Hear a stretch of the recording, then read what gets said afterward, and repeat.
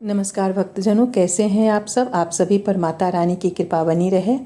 और आज मैं आप लोगों के समक्ष गर्ग संहिता के 10वां अध्याय लेकर के उपस्थित हूँ। 10वें अध्याय में है कंस के अत्याचार, बलभद्र जी का अवतार तथा व्यासदेव द्वारा उनका अस्तवन।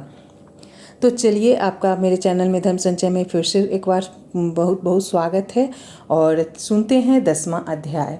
श्री नारद जी कहते हैं, राजन, कंस ने सोचा वसुदेव जी भयभीत होकर कहीं भाग न जाए, ऐसा विचार मन में आते ही उसने बहुत से सैनिक भेज दिए। कंस की आज्ञा से 10,000 शस्त्रधारी सैनिकों ने पहुंचकर वसुदेव जी का घर घेर लिया। वसुदेव जी ने यथा समय देवकी के गर्भ से 8 पुत्र उत्पन्न किए। वे क्रमशः 1 वर्ष के बाद होते गए। फिर उन्होंने एक कन्या को भी जन्म दिया जो भगवान की सनातनी माया थी। सर्वप्रथम जो पुत्र उत्पन्न हुआ उसका नाम कीर्तिमान था। वसुदेव जी ने उसे गोद में उठाकर कंस के पास ले गए। वे दूसरों के प्रयोजनों को भी अच्छी तरह से समझते थे, इसीलिए वो बालक उन्होंने कंस को दे दिया। वसुदेव जी को अपने सत्य वचन के पालन में तत्पर देख कंस को दया आ गई। साधु पुरुष दुख सह लेते हैं, परंतु अपनी कही हुई बात मिथ्या नहीं होने देते।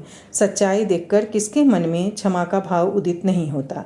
कंस ने कहा, वसुदेव जी, यह बालक आपके साथ ही घर लौट जाए, इससे मुझे कोई भय नहीं है, परंतु आप दोनों का जो 8वां गर्भ होगा उसका वध मैं अवश्य करूंगा, इसमें कोई संशय नहीं। श्री नारद जी कहते हैं, राजन, कंस के योग कहने पर वसुदेव जी अपने पुत्र के साथ घर लौट आए, परंतु उस दुरात्मा के वचन को उन्होंने तनिक भी सत्य नहीं माना।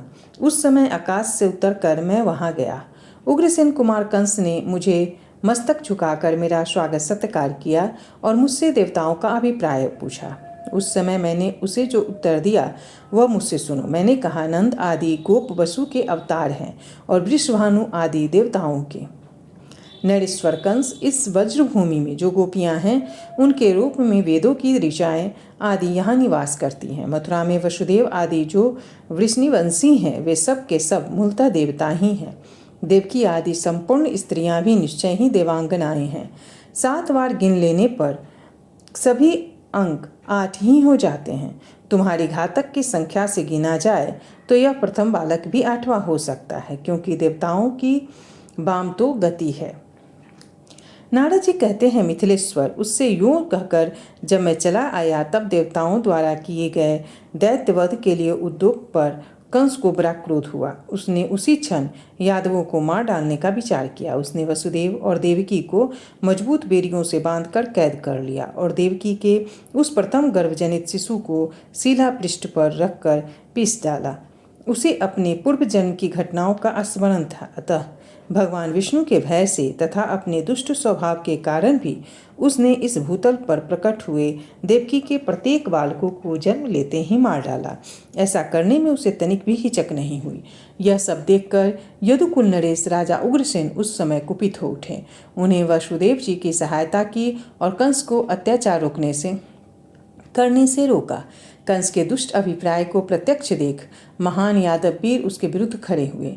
वे उग्रसेन के पीछे रहकर खड्ग हस्त हो उनकी रक्षा करने लगे। उग्रसेन के अनुगामियों को युद्ध के लिए उद्यत देख कंस ने निजी वीर सैनिक भी उनका सामना करने के लिए खड़े हुए। राजसभा के मंडप में ही उन दोनों दलों पर परस्पर युद्ध होने लगा। राजद्वार पर भी उन दोनों दलों के वीरों में परस्पर युद्ध छिड़ गया। वे सब लोग खुलकर एक दूसरे पर खड्ग का प्रहार करने लगे।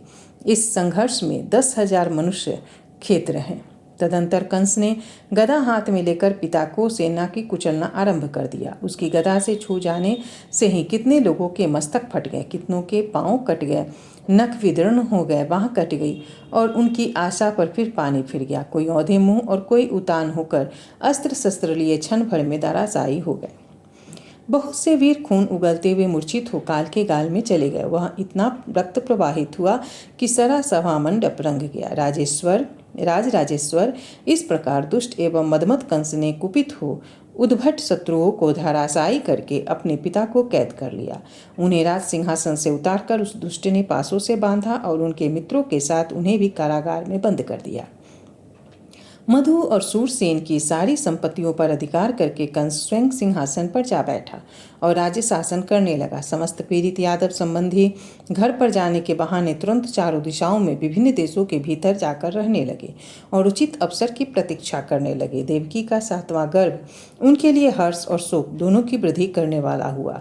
उनमें साक्षात अनंत देव अवतीर्ण हुए थे। योग माया ने देवकी के उस गर्भ को खींचकर वज्र में रोहिणी के कुची के भीतर पहुंचा दिया। ऐसा हो जाने पर मथुरा के लोग खेद प्रकट करते हुए कहने लगे, ओहो, बेचारी देवकी का गर्भ कहाँ चला गया, कैसे गिर गया। वज्र में उस गर्भ को गए 5 ही दिन बीते थे कि भाद्रपद शुक्ला षष्ठी को स्वाति नक्षत्र में बुध के दिन वसुदेव जी की पत्नी रोहिणी के गर्भ से अनंत देव का प्राकाट्य हुआ।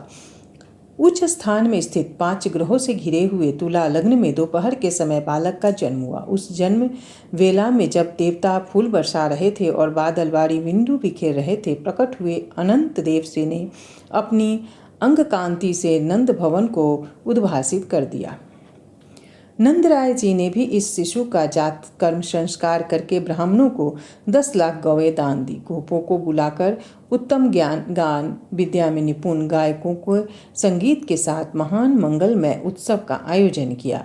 देवल, देवरात, वशिष्ठ, बृहस्पति और मुझ नारद के साथ आकर श्री कृष्ण द्वैपायन व्यास भी यहाँ बैठे और नंद जी के दिए हुए पाद आदि उपहारों से अत्यंत प्रसन्न हुए। नंदराय जी ने पूछा, महर्षियों, यह सुंदर बालक कौन है जिसके समान दूसरा कोई देखने में नहीं आता। महामुनि, इसका जन्म 5 ही दिनों में कैसे हुआ, यह मुझे बतलाइए। श्री व्यास जी बोले, नंद, तुम्हारा अद्भुत सौभाग्य है। इस शिशु के रूप में साक्षात सनातन देवता शेषनाग पधारे हैं। पहले तो मथुरापुरी में वासुदेव से देवकी के गर्भ में इनका आविर्भाव हुआ, फिर भगवान श्री कृष्ण की इच्छा से इनका देवकी के उदर से कल्याणमयी रोहिणी के गर्भ में आगमन हुआ है। नंदराय, ये योगिनियों के लिए भी दुर्लभ है, किंतु तुम्हें इनका प्रत्यक्ष दर्शन हुआ है। मैं महामुनि वेदव्यास इनके दर्शन के लिए ही यहाँ आया हूँ, अतः तुम शिशु रूपधारी इन परात्मा देवता का हम सबको दर्शन कराओ। श्री नारद जी कहते हैं, राजन, तदंतर नंद ने विस्मित होकर शिशु रूपधारी शेष का उन्हें दर्शन कराया। पालने में विराजमान शेष जी का दर्शन करके सत्यवती नंदन ने उन्हें प्रणाम किया और उनकी स्तुति की। श्री व्यास जी बोले, आप देवताओं के भी अधिदेवता और कामपाल, सबका मनोरथ पूर्ण करने वाले हैं। आपको नमस्कार है। आप साक्षात अनंत देव शेषनाग हैं, बलराम हैं। आपको मेरा प्रणाम है। आप धरतीधर पूर्ण स्वरूप स्वयं प्रकाश, हाथ में हल धारण करने वाले, सहस्त्र मस्तकों से सुशोभित तथा संकर्षण देव हैं। आपको नमस्कार है। रेवती रमन, आप ही बलदेव तथा श्री कृष्ण के अग्रज हैं। हलायुध एवं त्रिलंब बासुर के नाशक हैं। पुरुषोत्तम, आप मेरी रक्षा कीजिए। आप बलभद्र तथा ताल के चिन्ह से युक्त ध्वजा धारण करने वाले हैं। आपको नमस्कार है। आप नील वस्त्रधारी, गौर वर्ण तथा रोहिणी के सुपुत्र हैं। आपको मेरा प्रणाम है।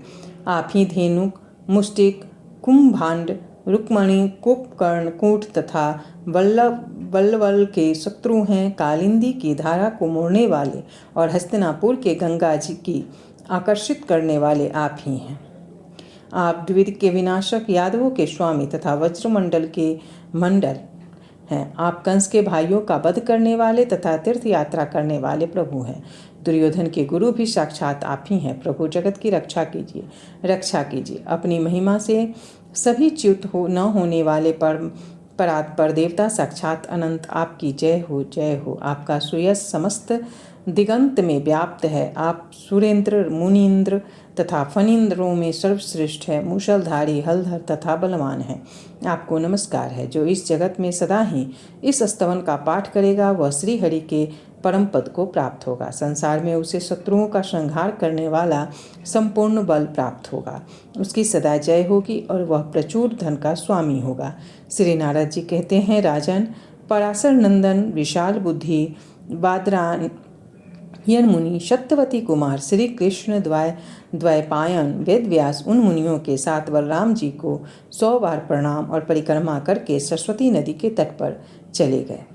इस प्रकार श्री गर्ग संहिता में गोलोक खंड के अंतर्गत श्री नारद बहुलाश्रु संवाद में बलभद्र जी के जन्म का वर्णन नामक 10वां अध्याय पूरा हुआ।